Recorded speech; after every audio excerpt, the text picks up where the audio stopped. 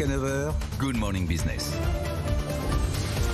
Deux invités ES ce matin qui aspirent ou qui sont à la tête des grandes entreprises et des grandes organisations patronales. À 8h15, nous aurons le plaisir de recevoir Patricia Barbizet qui vient d'être désignée à la tête de la FEP. Elle sera d'ailleurs avec Laurent Burelle, tous les deux sur ce plateau. Et à 7h45, on accueille donc l'une des candidates à la présidence du MEDEF. Vous n'êtes pas encore présidente du MEDEF. Dominique Carlac, bonjour. Bonjour. Vous en êtes que la, si je puis dire, vice-présidente depuis 5 ans et vous aspirez à remplacer Geoffroy Roux de Bézieux. On a déjà reçu Patrick Martin, Pierre Brageux. On espère pouvoir organiser un débat avec tous les candidats qui seront officiellement investis dans quelques jours. Alors, pourquoi voulez-vous devenir présidente du MEDEF ? Alors, pour deux raisons. D'abord, la continuité, parce que je suis quand même très fier du bilan accompli avec Geoffroy Roux de Bézieux. J'adore et j'ai adoré travailler avec Geoffroy Roux de Bézieux. Le bilan qui est sanitaire, qui est économique, qui est fiscal. À titre personnel, j'ai pas mal travaillé sur le sociétal et aussi sur la négociation sociale, puisque j'étais dans la négociation télétravail. Donc moi, c'est une continuité. Je suis pas une candidate de l'opposition. Et puis aussi un petit peu l'évolution du MEDEF. Moi, pendant 5 ans, j'ai porté des sujets, notamment comme la RSE. J'ai porté les sujets du reporting extra-financier. J'ai porté des sujets qui étaient peut-être des sujets en embuscade et qui aujourd'hui, quand on fait nos enquêtes internes au MEDEF et internes aux entreprises, c'est des sujets qui deviennent prioritaires. Patrick Martin, lui aussi, il a cet argument de la continuité. Oui. On lui a demandé ce qu'il pensait de vous, il nous a répondu en fin de semaine dernière. Ce qu'il pensait de moi, d'accord. On l'écoute. Il faut à la fois de la passion, de la légitimité, de l'expertise et de la disponibilité. Mais Dominique Carlac ? Ça peut être Dominique Carlac. Donc l'actuelle vice-présidente du MEDEF. Absolument, avec qui je m'entends bien. Alors la suite du son qui a été coupé, c'est que vous ferez une très bonne vice-présidente. Il voit très bien comme je suis déjà vice-présidente. Justement.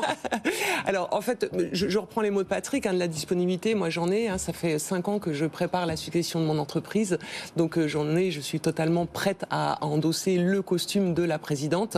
La deuxième chose, c'est que j'ai un profil qui est finalement le profil de l'adhérent standard du MEDEF. Moi j'ai fondé mon entreprise il y a un peu plus de 30 ans.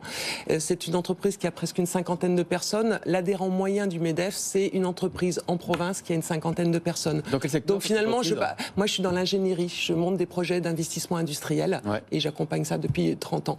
Donc une cinquantaine de collaborateurs. Finalement, je parle le même langage que nos adhérents. On a 190 000 adhérents et je travaille pour les grands adhérents puisque j'ai à peu près les 3/4 du CAC 40 dans ma clientèle d'ingénierie industrielle.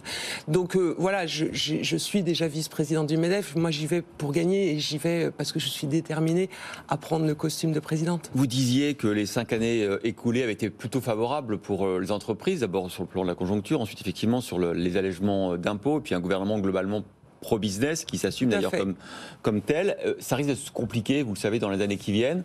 D'abord parce qu'on ne sait pas quelle sera la conjoncture, ensuite parce qu'il va falloir faire des économies, donc les réductions d'impôts, notamment de production, sont moins évidentes. Et, du coup, comment le MEDEF doit gérer cette période où ça va être plus compliqué? Oui. En fait, ce que je vois, moi, aujourd'hui, c'est pas dans les 5 ans qui viennent, c'est aujourd'hui, on a 4 gros défis.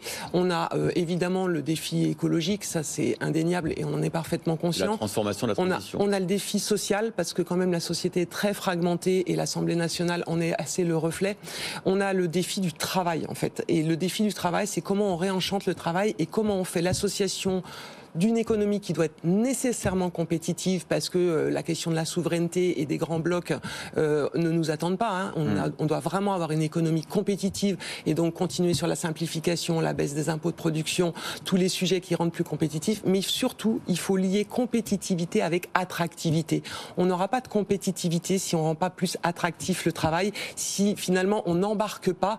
Le problème numéro 1 des entreprises aujourd'hui, c'est comment je recrute, comment je fidélise et comment je fais en sorte que l'attractivité nourrisse la compétitivité, que les gens au travail puissent embarquer le projet des entreprises. L'autre candidat officiel, Pierre Brageux, lui expliquait qu'il faut un MEDEF qui arrête de vouloir être aimé par tout le monde. Il faut un MEDEF plus combatif, quitte à être presque désagréable. En fait, c'est le 4e défi. Outre souveraineté, travail, c'est le 4e défi, c'est de se dire il faut remettre au centre du jeu les partenaires sociaux et le dialogue avec les partenaires sociaux sur les sujets qui nous concernent directement. On doit pouvoir faire notre popote ensemble et avoir un dialogue nourri entre partenaires sociaux, c'est-à-dire organisation patronale, organisation syndicale. Et ça, peut-être dans les 5 ans qui se sont écoulés, on a eu un gouvernement très pro-business, donc on a bien travaillé sur la politique de l'offre. Il y a des sujets, il faut qu'on s'en occupe directement, nous, avec nos partenaires sociaux. Un mot, Dominique Carlac, du contexte bancaire et financier. Wilfried Galland vient de nous rejoindre. On va parler dans un instant de son édito, mais est-ce que vous êtes inquiète de la situation de la finance et de la banque en Europe et aux États-Unis ? En fait, les deux banques qui se sont un peu effondrées la semaine dernière, c'est, je ne vais pas dire des épiphénomènes, mais c'est des banques qui avaient des modèles économiques très particuliers. SVB sur des secteurs, dans la tech. Voilà, sur des secteurs très particuliers qui ne sont pas représentatifs de l'ensemble de Suisse. Qui sont, voilà. Après, je pense que nous, on a des fondamentaux et un système bancaire européen, en tout cas français, qui est un petit peu plus solide et vis-à-vis de notre économie. C'est comme le nuage de Tchernobyl, on va s'arrêter à d'autres frontières. C'est toute la question. On va poser à Wilfried Galland, savoir s'il y a de la contagion possible. Merci beaucoup Dominique Carlac, vice-présidente du MEDEF et donc candidate à sa tête, d'avoir été avec nous.